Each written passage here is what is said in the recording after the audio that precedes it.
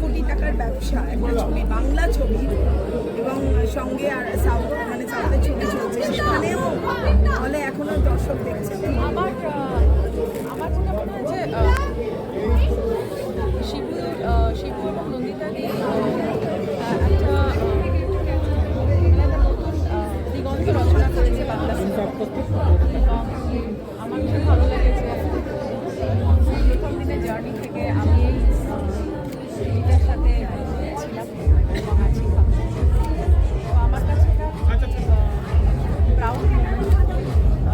এরকম না যে সব ছবিতে আমি থাকবো, সবদিকে থাকবো, যে অ্যাসোসিয়েশনটা এত স্ট্রং, অ্যাসোসিয়েশনটা শুধু হবে টাকার ভালোবাসার অ্যাসোসিয়েশন, যে আমরা সবাই চেষ্টা করি এবং আরও ভালো হোক।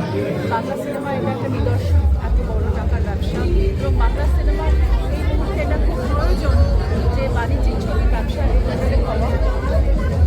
কি হচ্ছে, পুষ্পাও আজকে বিশাল সাউথ ইন্ডাস্ট্রির সাথে টেক্কা দেওয়া ইজ নট চোখ, কিন্তু ওখানেও দেখছি যে নাম্বারসগুলো সাংঘাতিক নাম্বারস